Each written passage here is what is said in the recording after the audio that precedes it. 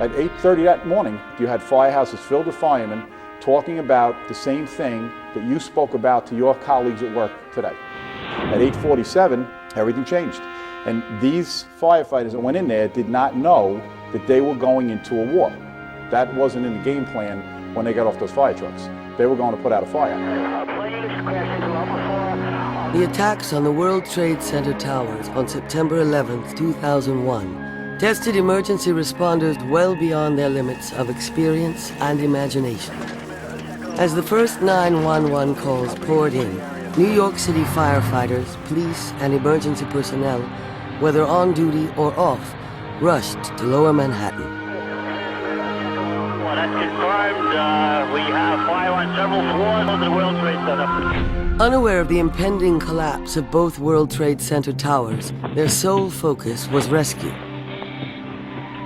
As first responders searched for and evacuated victims, the intense heat rapidly distorted and weakened the massive steel giant. Oh my God, they're down! The World Trade Center collapsed. Building 2 has collapsed. Oh my God. Within hours, emergency and support personnel across the nation and the world responded to New York's call for help. It would become the greatest rescue and recovery mission in the nation's history.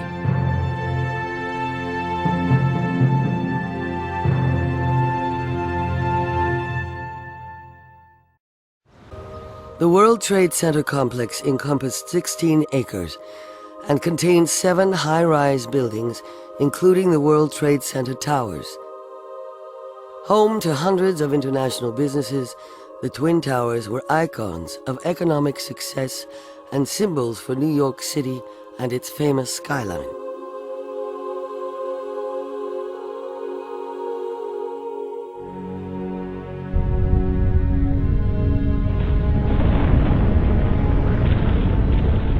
Ran north on Vesey Street. You could feel the heat and the dust cloud. Just after the towers collapsed, casualty estimates were in the tens of thousands. I knew I couldn't outrun it, so I dove into a police command vehicle, into the bus. Debris and dust. Conditions are unreal here.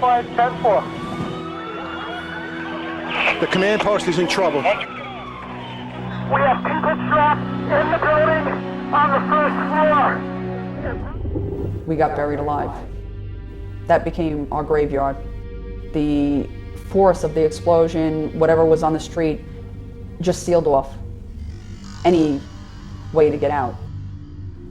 We basically took our last breath, and Lieutenant Tim again from the New York Police Department was able to get to a handgun he had, put the handgun up against the one window that we were trying to get in.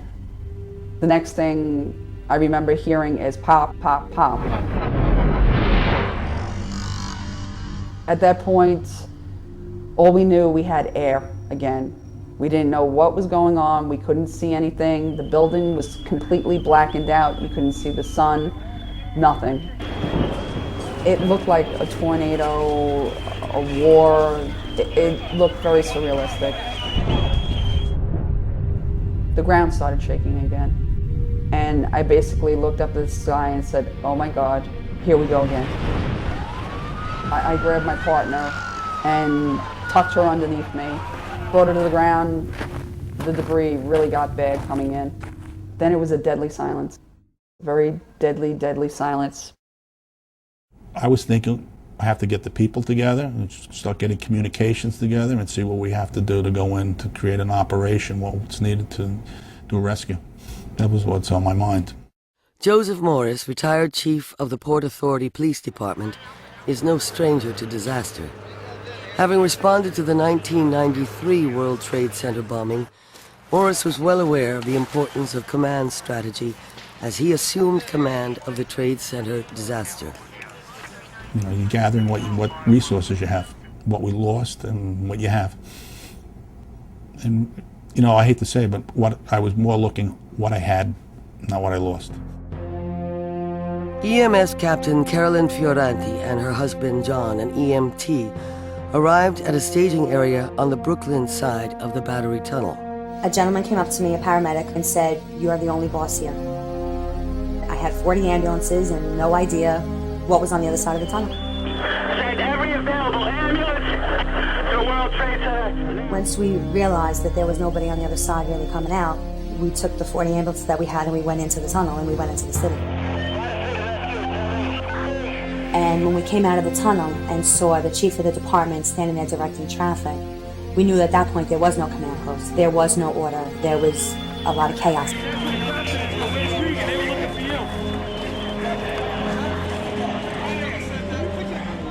You look up and you said, okay, this used to be South Tower. You look at this pile and I'm going, okay, this isn't safe. We get over the West Street and now you see this row of ambulances. No one's with them. And I remember going through Rescue 5's truck, taking their oxygen and their stretchers and their bags, and we came out and there was a fire chief outside. And I felt like, oh my God, you know, I'm stealing this guy's equipment. And he goes, no, take what you need. And I said, where is everybody? And he goes, they're all gone. Does anybody have Al Torrey with them?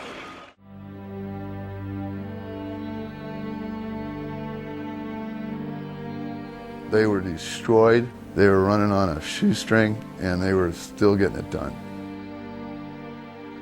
You knew you were going. The firefighters all over the nation knew they were going. It was beyond obligation. It was a call. It was a call. It was a call. Click, click, click, click. I'm in New York, you know, and I'm headed for the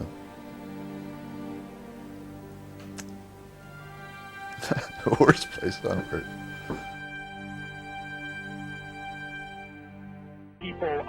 My brother, Glenn Winnick, was an attorney, partner in the law firm Holland & Knight, located a block and a half from Ground Zero. But for almost 20 years, he was a volunteer firefighter and an EMT. When the towers were hit that morning, Glenn helped in the evacuation of the Holland & Knight offices at 195 Broadway and borrowed a mask and glove and a first response medic bag and raced towards what had been the South Tower. I mean, this is what he was about and what firemen are about. They're not like you and me. They run towards danger. It's in their blood. It's what they do. Joseph Higgins, an FDNY veteran, reached the northwest edge of the disaster site with fellow firefighters. And it went from a beautiful, beautiful sunny day to looking like the middle of the night in a complete war zone. We couldn't believe what we were looking at. We didn't know where we were going. We were just trying to find a spot where we could maybe do some good. From Spanish Harlem, over 100 blocks north, a group of firefighters led by FDNY Lieutenant John McCall rushed toward the perimeter. Firemen coming up, covered with white, you know. And we didn't know what the white was. I couldn't for the life of me figure out what it was. About 2 blocks above Stuyvesant, we started seeing the debris, the dust, and the papers.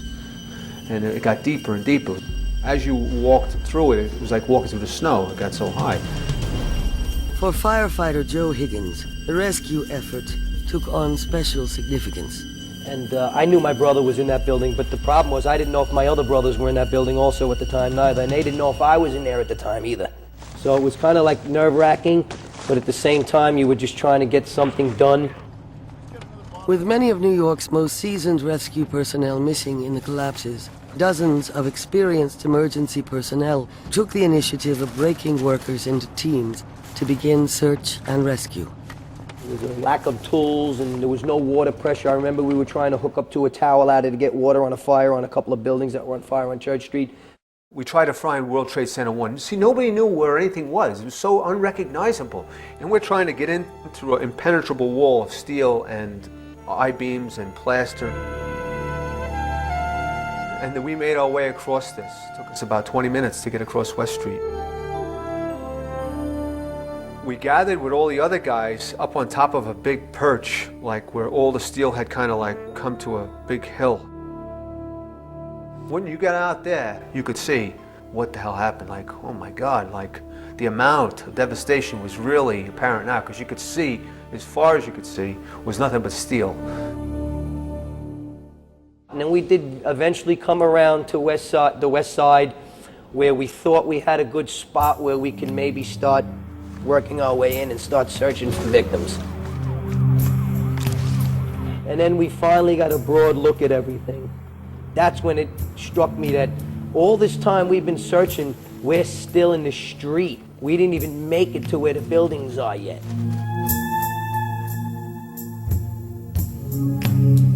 There was a guy on the 6th floor waving a handkerchief out the window when I had gotten there, and I was like, how the hell are we going to get this guy out? He's up on the 6th floor. I followed up and did a search of the 4th floor. Didn't find anybody, but there was a lot of fire up there, possibilities of people being trapped. It was like everybody had just left. There was bottles of water, cups of coffee, everything covered with ash. We get to the back and all of a sudden, whoa, there's no more floor. It's like, just gives way to nothing. My guys took that guy down. He was the head of customs. He was the head customs officer in New York, and he was guarding the contraband, all the drugs and the guns and whatever the cops and FBI find. And I could tell you, I think he was from Texas, because any New Yorker would have not stayed up there. I don't care who they were.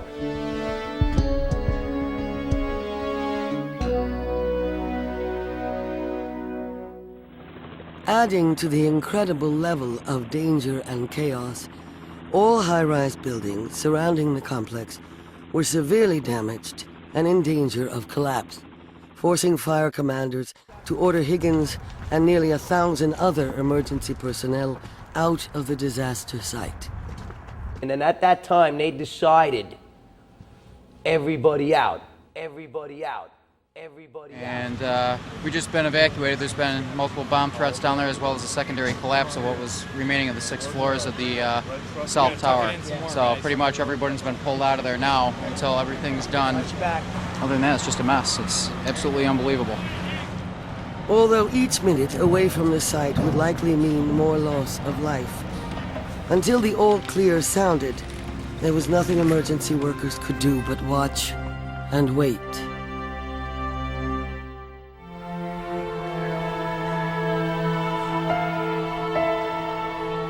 From the Battery to Harlem, New York streets were filled with chaos. Friends and strangers crying, clutching, comforting each other. Groups gathered at storefronts watching TV coverage, and the stunned look of disbelief on upward-turned faces. We all thought that 10,000 people just died. So when the second building fell, I came back to the West Side highway, and the refugees were starting to come. And the thing that stays with me is people walking in the street. I mean, hundreds and hundreds of people. And the women, a lot of them, they were walking without their shoes. People were fleeing larger buildings because they were afraid that the attacks would continue. On the city's east side, citizens and workers sought to escape the horror by making their way on foot across bridges into Brooklyn and Queens. Below them, the harbor rescue began to take place. The fireboat was coming in, and then the Circle Line came in, and private boats came in, and everybody was getting onto boats to get off the island. And it was like Dunkirk originally, with the people being evacuated by the men of the harbor. And there was just hundreds and hundreds of thousands of people that were just showing up. And where do you start? With maritime precision, dozens of boats immediately began evacuations along the Hudson River. Coast Guard cutters, tugboats, ferries, and official vessels, as well as huge sightseeing ships like the Spirit of New York, ferried thousands to the safety of Jersey City's waterfront.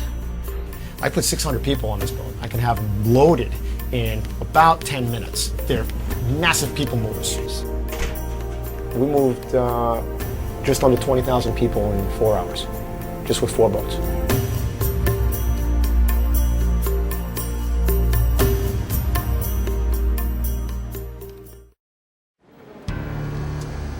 Across the country, people had an overwhelming desire to do something, anything.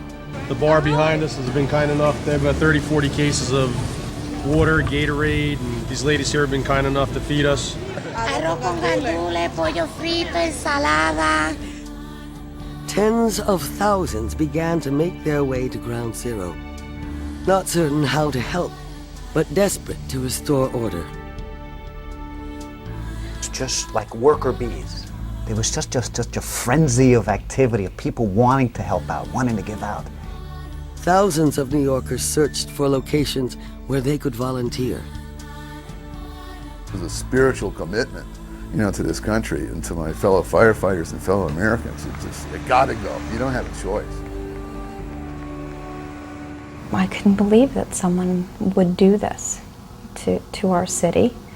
And then I thought that, well, it's my obligation, my responsibility to go out and to help. Lisa Orloff, a New York fashion designer, came upon a line of volunteers. I went from what seemed like a second of helping at that line to 2 seconds in helping a Salvation Army canteen organize their food, to 3 seconds of helping a doctor create kits and for volunteer medical people to go down to Ground Zero. Determined to find a way to contribute, Tobin Mueller, a Greenwich Village composer and playwright, made his way down the West Side Highway to Chelsea Piers. There were a lineup of about 30 ambulances down West Side and about 7 or 8 ambulances down 17th Street. And there was a steady stream where they would go down to Ground Zero. And outside of this little mobile home was one table, and on the table was a platter of donuts and one thing of coffee. From a single coffee dispenser, Tobin's small contribution quickly grew into a full-fledged disaster supply operation. And because we were as far as you could go to the south on West Side Highway, people would walk and they couldn't get any farther. They would walk with things that they had heard from the television that they needed. There were New Yorkers all along there, coming with stuff that they wanted to actually contribute. Barbara and I went over to Chelsea Piers. We were donating some T-shirts and socks and stuff that they were asking for the guys. And about 3 hours into this, when we had really a ton of stuff, I talked to the dispatcher fellow and said, is there any way that we can get this to the people that need it? We are running out of room here. And so he talked to the harbor police. And that's how we had our first shipment that would go into the back of the harbor at Ground Zero. And that began our communication then directly with the firemen that were at Ground Zero. The firemen started calling us the Home Depot because this is where they could come and find things. And we had just a bank of people whose jobs was to call and ask for donations. And it was really as if you could go and knock on any door and say, do you have this? And people would find it and bring it to you. There was just a tremendous outpouring of assistance, of helping behavior, both on the part of official responders and on the part of volunteers coming to help and giving donations. The collapse of the World Trade Center towers set in motion a historic and heroic response from rescue personnel in surrounding cities and states. In the Long Island community of Freeport, Ladder 1 was among the first dispatched. We have a very large and very active department here, and we take training very seriously, and we're known for that. There was a call made to Freeport, and there was a request specifically for a team that was trained in collapse and technical rescue. When we arrived at the scene, there was concerns with respect to number 7 World Trade Center because it had been compromised so greatly. They were kind of keeping people away from that area. So we were detailed to help just north of the site to try to clear out the debris so that they could start bringing in equipment. There was the cash that would come in from the urban search and rescue teams. After the initial collapses and the really serious injuries and the moderate injuries were treated, it was just what occurred during the day, and it was mostly exhaustion, dehydration, eyes, asthma. We were 1 block over from where the tower used to be. We had set up a makeshift morgue, and mainly what we treated that day were firefighters. Normally our job is to treat people and get into the hospital. Here you were treating release, and we're not used to that. You're not used to it, but this wasn't an everyday occurrence. 7 World Trade Center did eventually collapse. It came down so quietly. And we were standing right next to it at one point earlier in the day, so I guess that turned out to be a pretty good move because there would have been a lot more loss of life. Shortly after that, we went back to work. Firefighters and rescue personnel have come to expect the unexpected, but nothing could have prepared them for what they saw. I can remember, like it was yesterday, walking down these streets, and it was dark because it was probably 5:30, 6 o'clock, but with all the smoke and the dust and everything still, it really masked any sunlight that might have been existing. It looked like a movie set. That's the best way I could describe it.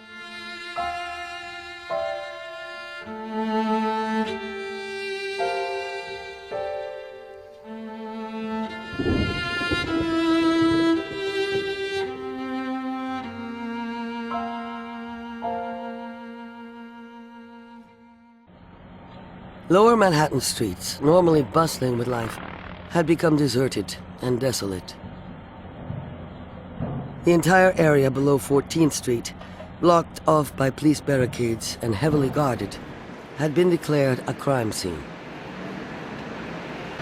There was an incredible groundswell of support that came from all over the country to try to assist New York in getting their feet back on the ground. People did not come there wondering if they were going to get paid. They came there to help. And that's the way we all felt. We just had to be here. I had to go down. There was no stopping me. I needed to be down there. I needed to be down there. And so I took the actions, and I got down there. It seemed to be a lot of construction workers going down to volunteer, and I hopped on one of the trucks to go down and help out. And it was amazing to see how all of the guys and girls down there, knowing that there was a job to be done without really any supervision, a combination of everybody, the firemen, the police, the construction workers, the people that gave out coffee. It was just about, let's get it done. You have really this important role of emergent groups and volunteers who are not affiliated with an official response. We really see how important their role is.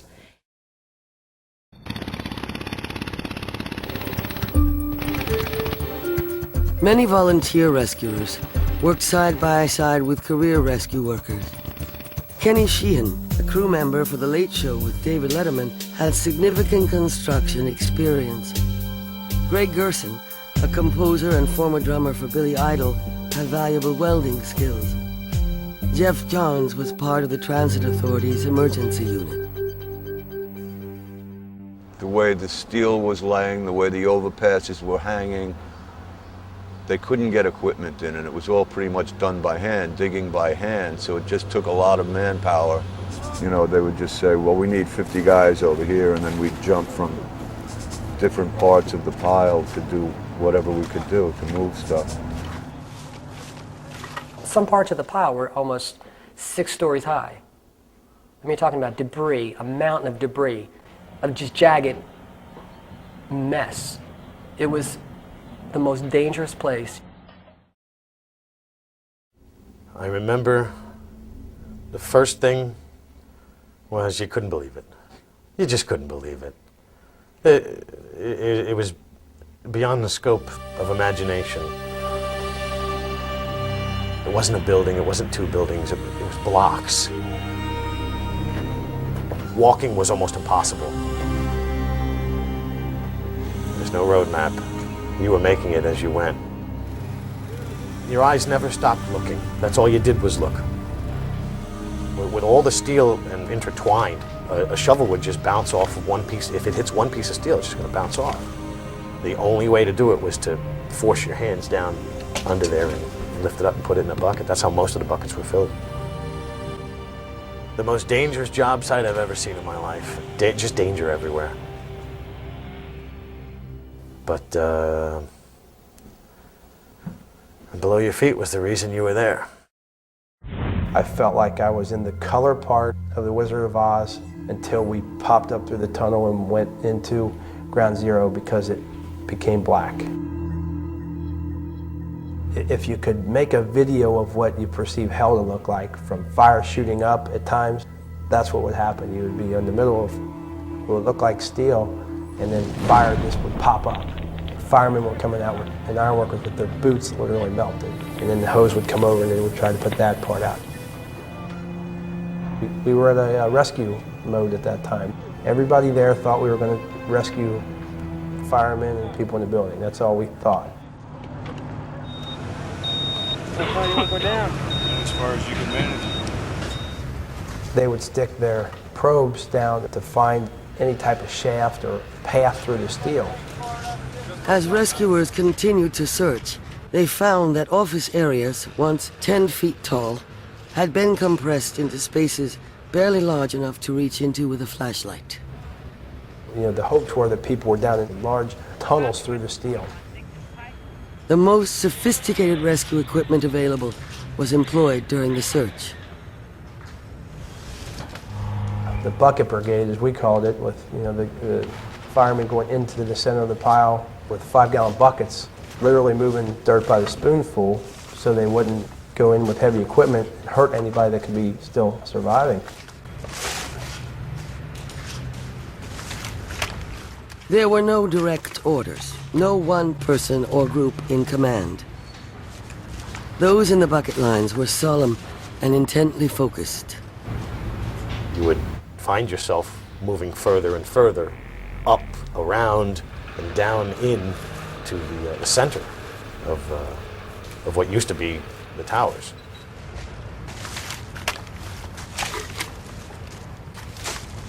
When you made it to the absolute front, there was usually about 4 or 5, maybe even 6 guys. That was a circle of digging, that was a circle of prying, of ripping, of cutting. And when you got there to the front, you didn't want to leave. I mean, you're there. If you're going to make a difference, that's the place to be. So you stayed there as long as you possibly could. And for me, I stayed there until my hands didn't work anymore.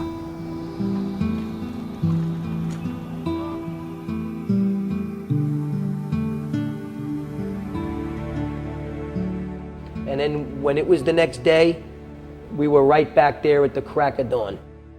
And we got to really see what we saw the next day. We could not believe what we were looking at. We couldn't believe it.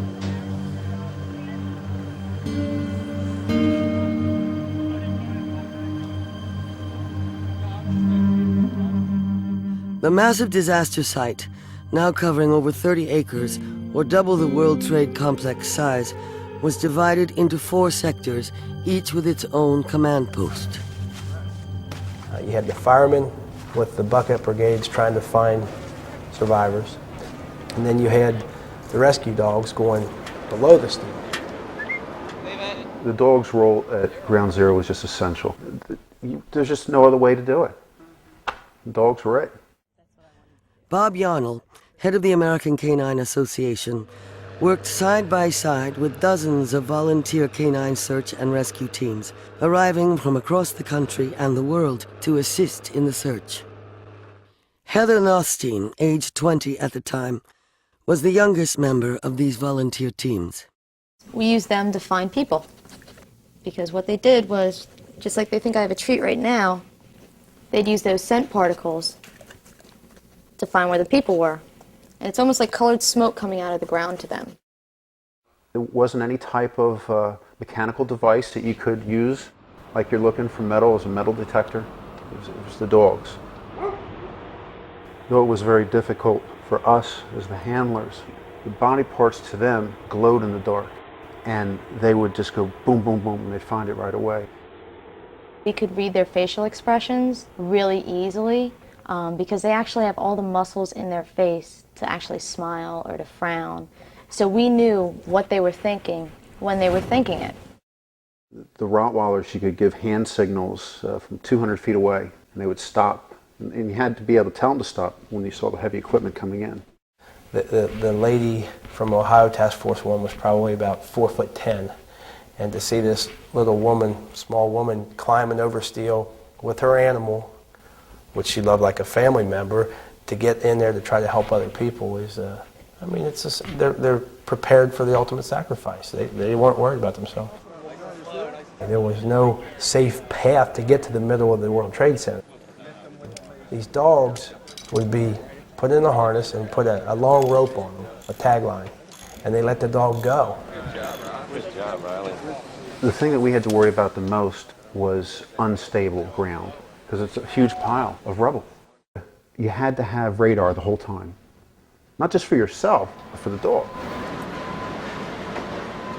The strain on everyone's face, and then we would walk in and they'd look down and see the dogs, and they would smile right away, or they would just start to clap. They got to perform their function, not just finding people, but helping people in all ways. They were incredible at all times.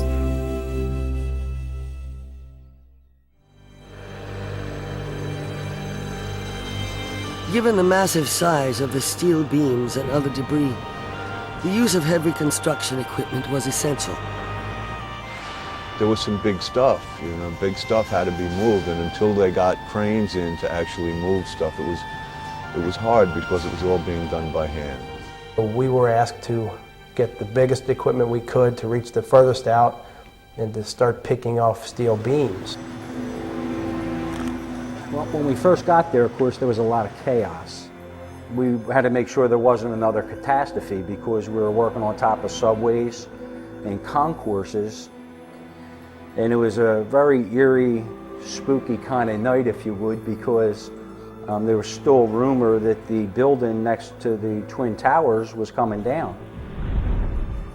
We would start to put the crane together and things would fall and everybody would start running for cover again. And it took us approximately 8 hours to erect it and be ready to go to work, and we'd start working with some of the iron workers at that time. Every piece of steel that we could get to, they were throwing steel chokers around them, hooking the crane, burning the beams and throwing the beams out of the way to go further and further down in the hole. And iron workers, you think of the guys climbing up on the steel on the high rises trying to make a living. And they weren't worried about making a living, they were worried about trying to find other people. It was like being in combat down there without being fired on, really being under fire. That's what it was like.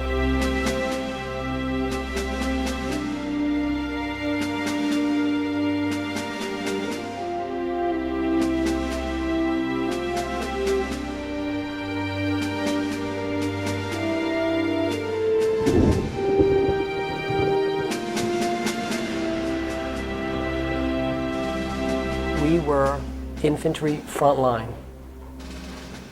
We had to get in there and burn so that they could get in further. We had to go in and cut so they could get into the structure.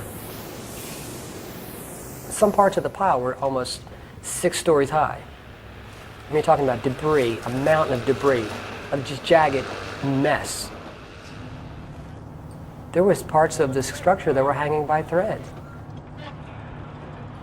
We'd climb into these cages and the crane would drop us in so we could start disassembling areas that were really gnarly and possibly going to break down so fire and police were not going to get hit. It was the most dangerous place you could imagine. And if you're up on the pile, one mistake and you're dead. You're dead. I never saw one guy, not one guy, say no. Every group worked with one another. There was complete cooperation throughout the whole site. It was like this unconditional commitment to make a difference. And I saw people doing it. I saw it. I was witness to it. There was a bonding there. If you could burn, burn. If you could run lines, run lines. Whatever had to be done, guys jumped up to do that. And it was amazing to see how guys that didn't know each other could work together so well. At one point, I was up on the man lift, and I looked over and I could see just the devastation.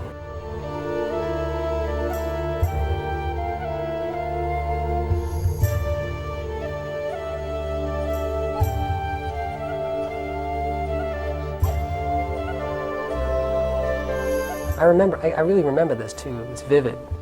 I looked over at my partner and I said, look at these amazing people.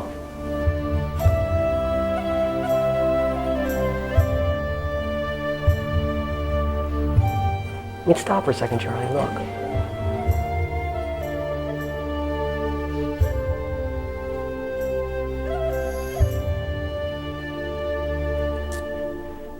We looked, and I felt the presence of a higher power. I really did. Thousands of workers continued to search and dig, 24 hours a day, bombarded by the incessant noise of the generator's buzz. At night, they were bathed in a wash of bright movie lights, blurring the distinction between day and night. Working the pile, it came to be called by those who were there. The thing about the rescue workers is that they would work non-stop around the clock, and you couldn't get them to stop working. So you actually had to come bring the guy food so that he could eat.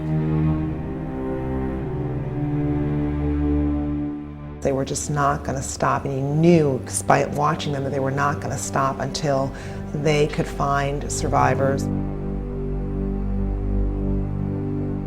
You know, a lot of these men, they were so exhausted, and they were so hungry, but they were looking for their brothers.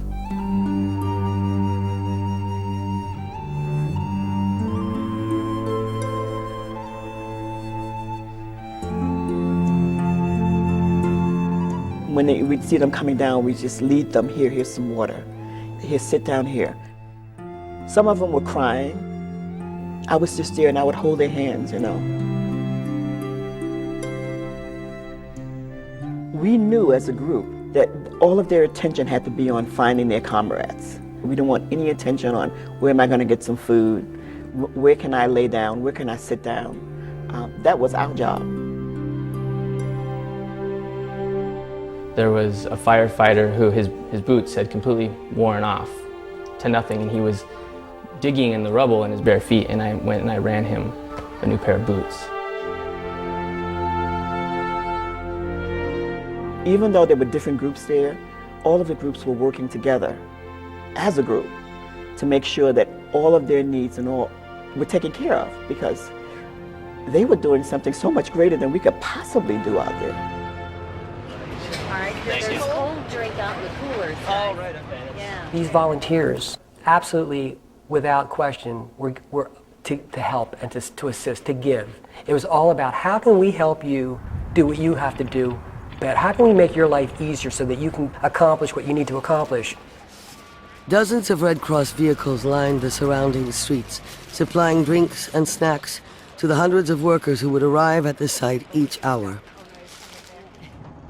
As a volunteer first responder, Carlos Varón helped coordinate the faith-based Salvation Army's efforts to supply hot meals for the workers on the pile. We were very fortunate that we had the amount of staff and people who were not EDS normally, Emergency Disaster Services, but they were there because they had a calling. And the goal was to put volunteers with canteens, with experienced people, and even at times it was a matter of on-the-job training. The harbor's maritime community rallied with their own unique type of aid. Our galleys are designed to feed 600 to 1,000 people in about an hour's time.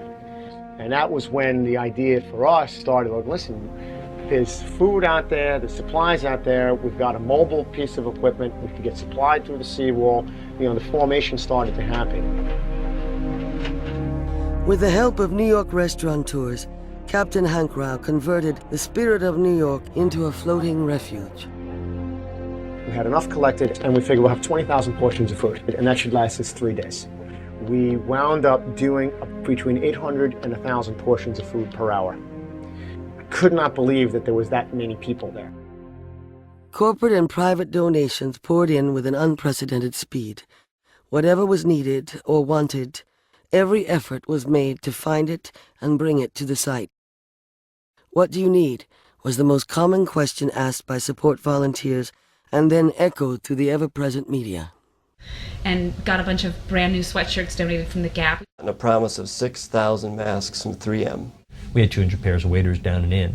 Truckloads of just help, gear, food, anything. Coming from little old ladies that all they could afford is to send a can of soup to big corporations. It was amazing, just the outpouring of help. And somebody had brought like 40 cartons of grapes. and you go, oh my God, it's a lot of grapes. They're going to go bad here. Somebody should make wine out of them. Susan Vitti, an EMTN nursing student, became known throughout Ground Zero as the Entenmann's Lady. Believe me, I filled my car. I mean, I opened up the boxes of the breakfast bars that were individually wrapped, and I stuffed them into my glove compartment. Susan's work was one of the most unique of the volunteer efforts, bringing carloads of donated baked goods, cakes, and donuts to the New Jersey-based corporation. Now, when I drove to Ground Zero, my purse, my pocketbook, was sitting on my lap because there was no other place in the car to put it. I mean, these boxes were hitting my front windshield. She had her own route, her own routine. It would really lighten up the situation. It was really like a highlight for them, and that meant a lot to me. Susan Vitti brought cheer to the workers, clear through until the final day of the recovery operation. Although I love and respect all the workers at Ground Zero, the PAPD, the night shift crew, they were like family to me. And I took care of them like they were my family for a time. And out of all the people, they're the ones that I miss the most. And I don't think those men will ever know how much they meant to me, taking care of them.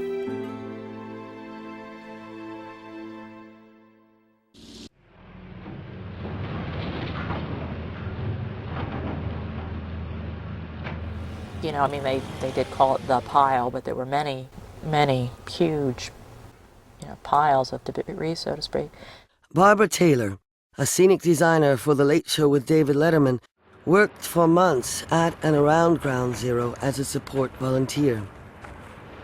They had this crazy effort at, just in terms of equipment and logistics and difficulty. It was actually like some creepy ballet of just machinery moving. We unloaded our truck, did our thing, and we were right at the corner of one of the piles where they were actually digging. It was kind of like a staging area for a lot of people. You see the thing smoldering, the dust, the dirt. It's very horrific. Wasn't very much talking. It was just like almost like a doomsday type atmosphere. It just seems like everybody was focused on the pile and what other people were doing. If you weren't working on a pile, you were just sitting back watching the other guys and just focused on them. The disaster site took on its own rhythm, its own life.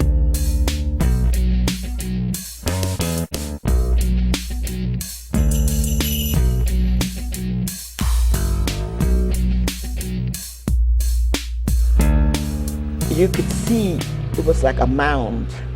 That's the only way I can describe it. A mound of debris. And there were people up there working, digging. Some of them just using their hands.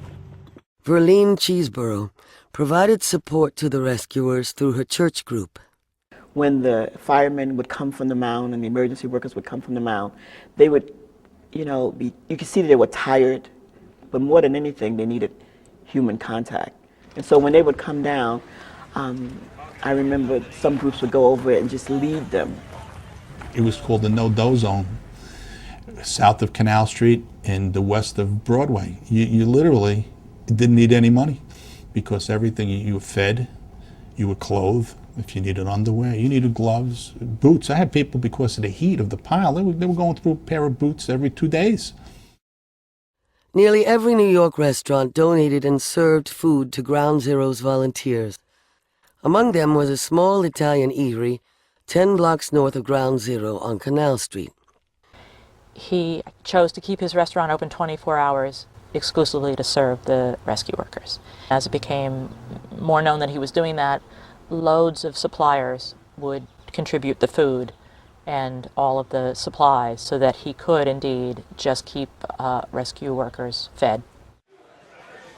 Because it was 10-15 blocks from the actual site, I think the people that could leave the site, it gave them a chance to come away from the site to have their meal or to have their break, and gave them a chance to just sort of get off the actual site and feel like, there was some normalcy. And, served an even greater purpose than maybe they even realized or intended, was that it gave them a visual and emotional break. Moored at North Cove, the spirit of New York gave workers a welcome break from the horror and the devastation that stood just a few hundred yards away. You could leave that crater, or that pile, and then go 300 yards, and the buildings on the west side were okay, so you're kind of instantly being transported into a zone that is not devastated. And there was a group of firemen down there, and one guy was an engineer from Fireboat. He said to me, "Thank you very much for providing this respite for us, because it means a lot to not be inside the zone looking at the pile, looking at the devastation, looking at the destruction, and to sit on a chair, to look out at the sunset and be able to have a meal and get composed and then go back to work on the pile to resume searching for people." I was part of a group of people, or a group of beings that were just working like a machine together. And no one needed instructions and no one needed directions. You just did what needed to be done at the moment and continued on.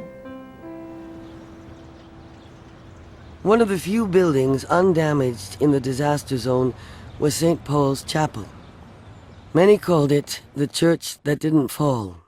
The recovery effort, that operation at the World Trade Center site, was a 24-hour operation, 7 days a week. And so people were coming into St. Paul's 24 hours, 7 days a week. People just bringing in pots of soup from home and things they cooked at home, and they just set up little tables along the back of the church, and you'd walk in and it was like a buffet line. It was like you were at a wedding.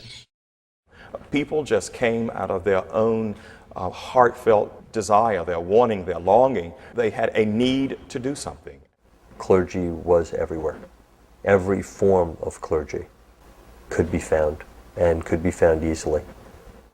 And I think that helped. You know what? I don't think it helped. I know it helped. I know it helped a lot. And so around 11 o'clock at night, while the lights were dimmed, just soft music would be resounding throughout the chapel. I mean, you could walk into the chapel at 3 o'clock in the morning and hear soft music. And then people would just fall asleep. They would literally stretch out on the pews. And I think we truly understood the importance, the ministry of presence, of just listening. Food and drink will carry that person, but that person wants to talk to somebody. That person may want to just open up and feel their anguish, feel their sorrow, feel whatever it is. It wasn't that they needed mental health. What they needed was spiritual health and spiritual guidance. You do what we do. Sometimes you can't talk to the people that are closest to you. But if it's somebody who's a stranger, you can just let loose. It was all of that coming together which really set a tone. It set a place for people to feel comforted, to feel cared for, to feel loved. It was like kind of a recovery center. You go in and there was just banners and posters made from around the country. It wasn't just the food or the people, but we cannot underestimate the place, the sanctuary. And you'd walk into the church, and it was an amazing feeling in the church, and I told him this, it felt like, to me, every soul, everybody that was lost that day, their soul was in that church. A lot of the rescue workers would go there, and you would take solace in it.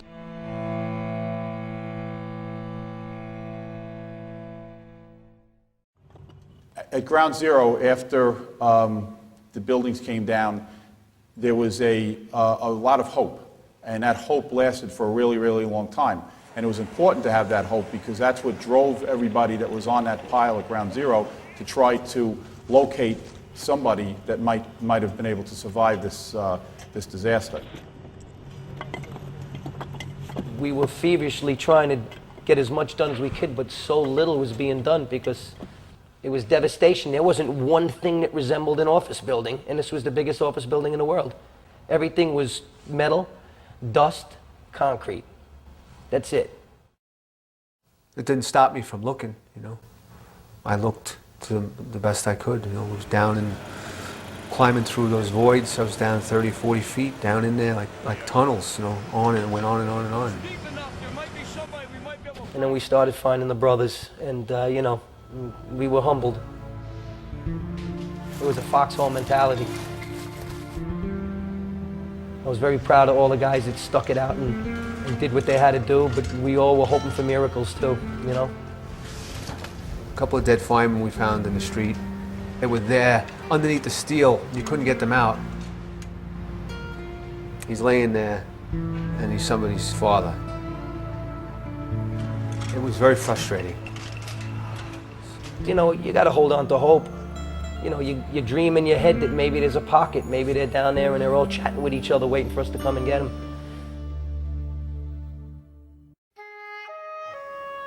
You watch these guys, their heads hanging down. You know what's going through their minds, but they're still after it, day in and day out, after it. Surviving New York firefighters and emergency personnel felt certain that fate alone had prevented them from arriving first on the scene. Unable to rest even after the most grueling of stints, they would stay at the edge of the pile, watching, waiting, praying for a miracle.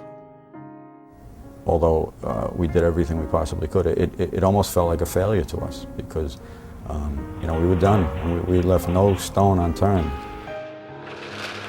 The force, the momentum of something like that, it's like, what are the chances? There were none. Despite extraordinary effort and teamwork, both above the rubble and below, there had been no more rescues.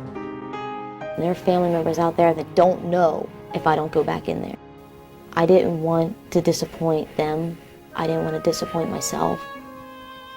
So you put your jacket back on and you go back in. Many rescuers developed a profound connection to Ground Zero and to their fellow workers. Some spoke of this place as sacred ground. It became a ritual that, as out-of-town volunteers were preparing to leave the site for home, operating engineers would arrange for a crane and bucket to take them above the field of debris. There they would hover over the pile for a few minutes and say their farewells.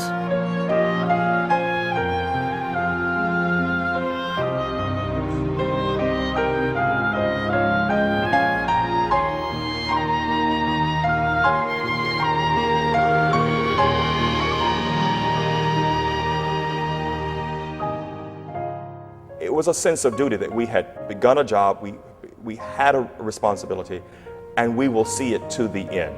And as long as there were thought to be remains, as long as it was thought that people were still unidentified, that they were willing and wanting to continue to look. But that was out of a sense of duty, a sense of responsibility.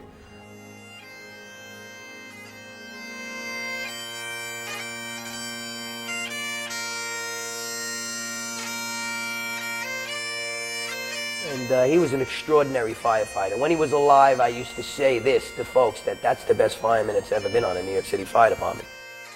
And that stuff is started with my brother Tim in this quarters right here.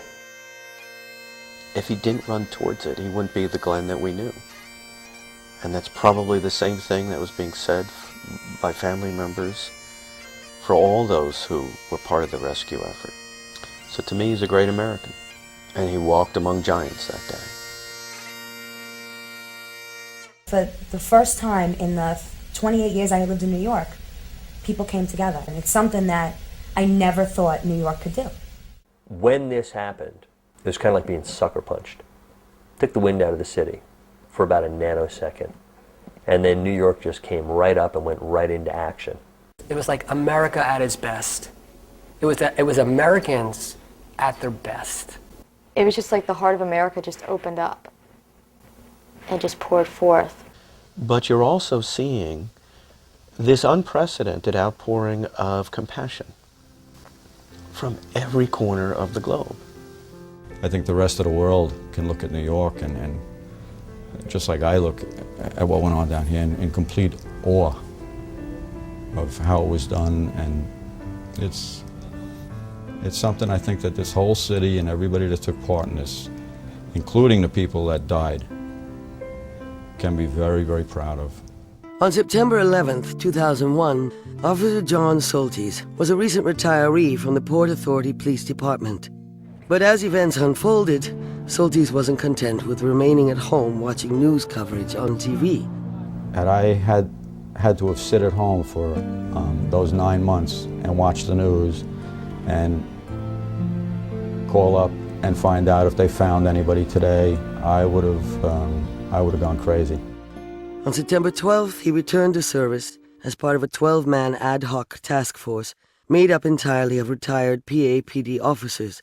The retired guys that came down to the site shortly after 9/11 and volunteered their time were eventually formed into a rescue recovery team.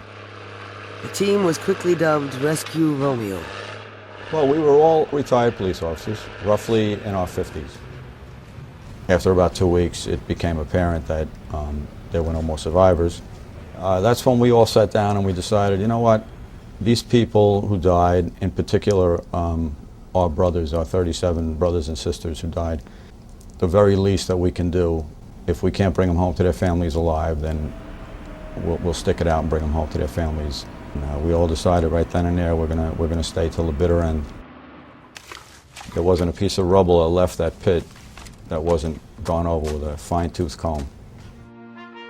When you found someone, it was almost, to me, it was like a religious experience. When you walked them up to the top of that hill and loaded them on an ambulance, it was like you got them out of hell and you delivered them to God.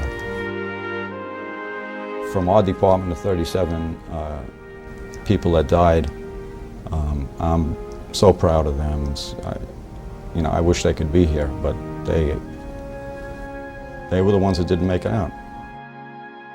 When I come down the West Side Highway or even looking out here now, I can still see those towers. It's like an amputee when they get a leg cut off, you can still feel the leg. Well, I can look down on that plaza and see everything just the way it was.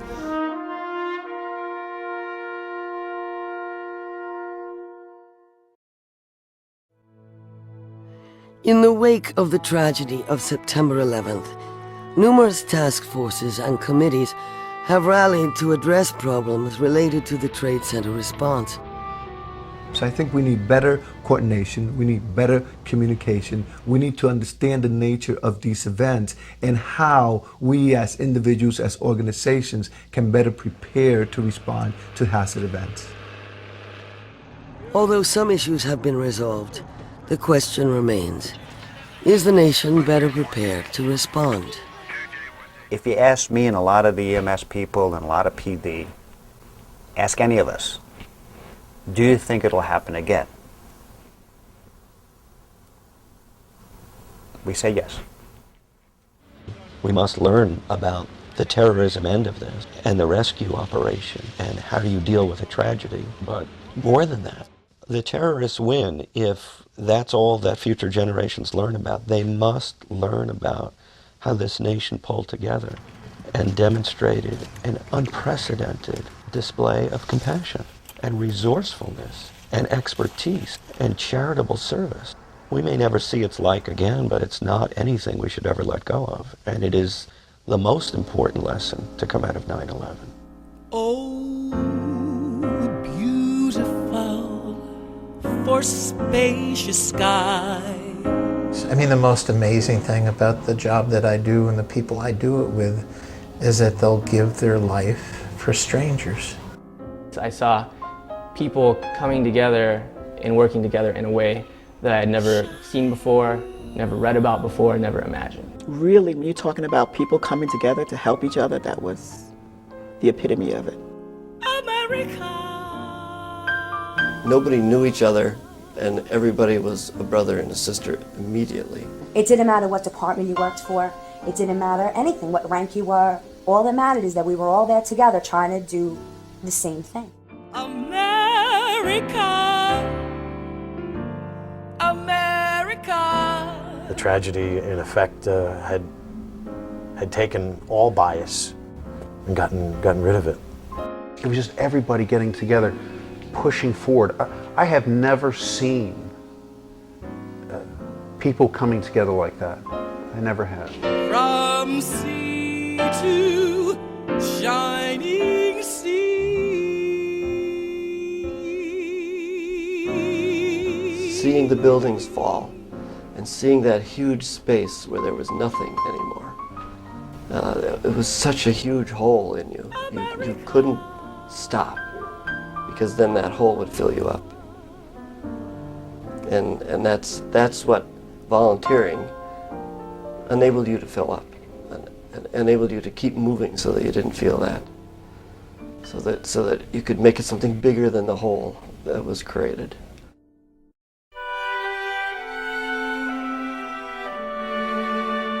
In closing, we want to tell the tale of a simple yet very powerful volunteer act which stood out for those who reflected upon their days at Ground Zero. There were all these people lining the roads, screaming, cheering, waving flags, waving banners. Their contribution was to just stand on the highway and say, we know what you're doing and we appreciate it, I think was remarkable. You know, whatever time came out, they were there. In the face of the nation's worst tragedy, even the smallest act of kindness spoke volumes. It always will. One key lesson 9/11 taught us is that no single group can effectively respond to a large-scale disaster. Coordination and teamwork among all groups and individuals is a necessity. Perhaps the most important lesson that we've learned is to acknowledge that the human spirit is composed of an incredibly deep well. If you really think about it, the only way to defeat terrorism is for all good people to join together and protect one another. We saw that at Ground Zero, and it's time to live by that example. Down to earth angel, everyday hero. You walk the wake of disaster, pitch your tents at Ground Zero. When I was forced to face the unfaceable, no hope in sight. When I had lost the irreplaceable and day turned to night, I didn't know you by name, but he